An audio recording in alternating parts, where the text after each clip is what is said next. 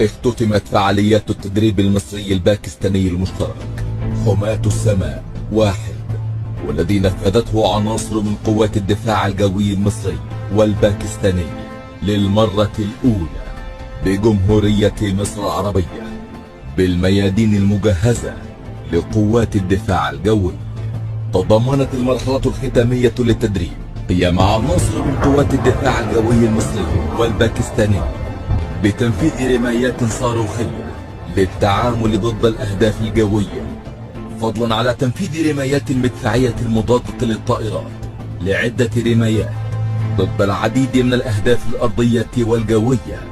وإصابتها بكفاءة عالية، مما عكس المستوى الراقي الذي وصلت إليه القوات المشاركة في التدريب والسرعة والدقة في رصد وتمييز الأهداف المعادية والتعامل معها وتدميرها.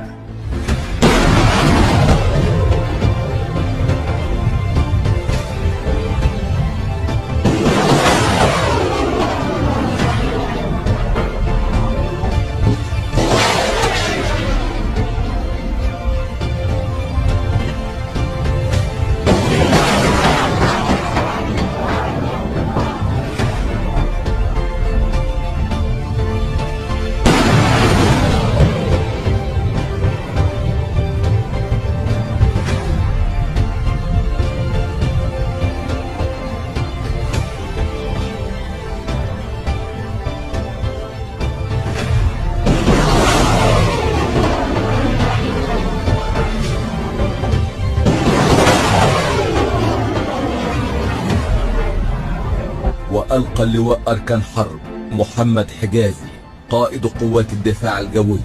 كلمة نقل خلالها تحيات الفريق أول محمد زكي القائد العام للقوات المسلحة وزير الدفاع والإنتاج الحربي، والفريق محمد فريد رئيس أركان حرب القوات المسلحة للعناصر المشاركة في التدريب، مشيدا بالمستوى المتميز الذي ظهرت به العناصر المشتركة في التدريب